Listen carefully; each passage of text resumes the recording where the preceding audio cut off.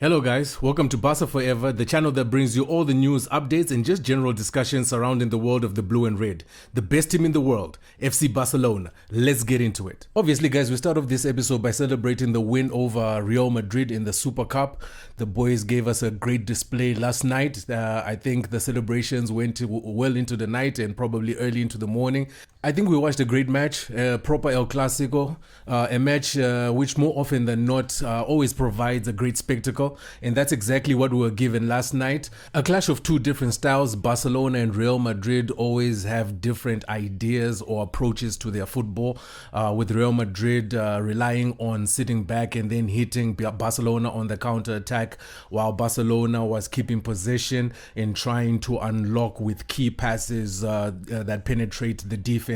And the styles worked for either team. Vinicius Jr. received a long ball beyond the halfway line, ran onto our defense, albeit it was poorly defended, but he did show a marvelous bit of skill to show composure, and especially with people running around you and trying to block you, to show composure and get that finish. And also for us, it was the pressing for the second goal that Rafinha had, and for the first goal, it was the penetrating pass that Pedri gave to Lewandowski, and those were the type of passes that Barcelona was looking for with their possession style. So with either, I think there were things that worked out in those tactical approaches and differences for either team. Barcelona go on to win 3-2 with a result that you would think was a tightly contested match, but I think the level of performance shows that there is a gap between where Barcelona and where Real Madrid is at right now. And that gap between Barcelona and Real Madrid apparently did not just exist on the pitch, but there was a total gap in the humility shown between the two teams as well. With Real Madrid, I just don't know anymore, guys. It seems to be an ongoing behavior with them. It seems like they actually enjoy being the villains of this football game, because you just don't understand the behavior and just the lack of humility that they show on the pitch. I mean, Barcelona having won the Super Cup is giving a guard of honor for the team that has lost to get their well-deserved runner-up medals. But you can see it looks to be a serious pain for them to reciprocate the same honor that they have been given. You see Kylian Mbappe actually ordering some of his teammates off the pitch so that they could avoid giving Barcelona a guard of honor. And you wonder where this behavior or this type of feeling really is coming from.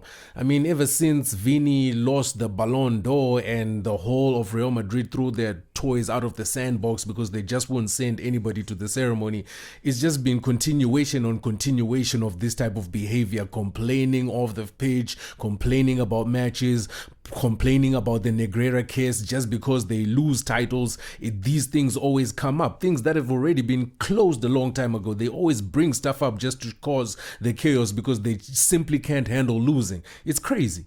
And there is another viral clip of Ada Gula making the rounds as well. Soon after the final whistle, 90th, whatever minute it was, when the match finally ended, he walks off the pitch and tries to kick a water bottle that is innocently just standing there for somebody who's thirsty and might want some water to drink. He's just trying to kick this thing to oblivion, and then he slips and falls on his backside.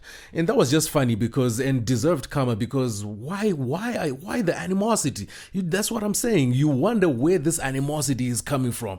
How much is Barcelona really annoying Real Madrid to the point that they're crashing out like this? The more I see acts like this of this nature, the more it just makes me wonder what Real Madrid is on about. I mean, don't get me wrong. Every Barcelona fan loves to see a miserable Real Madrid. And it seemed that misery continued on today as I was recording this. I was looking up on social media. I've just seen also that Xabi Alonso and Real Madrid have parted ways. Already I'm coming across reports, some saying that he has left on his own volition, and other reports are saying that he has been sacked.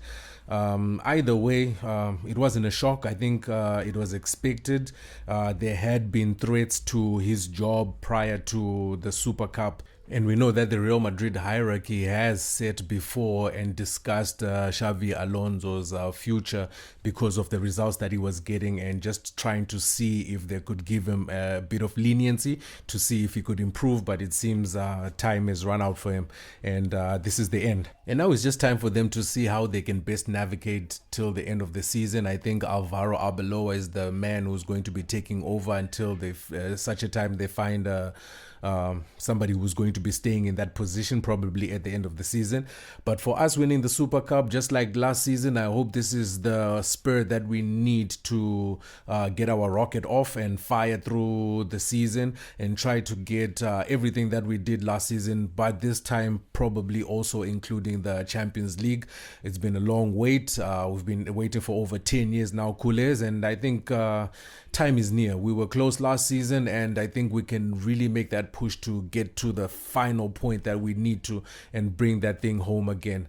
Big Ears is coming home this year, I believe. I want to be that guy who's there and supporting the team. Kules, I hope you will be with us. Until then, this is Barca Forever. You could have been doing a million other things, but you sacrificed your precious time for a few moments with me. 1,000 times appreciated.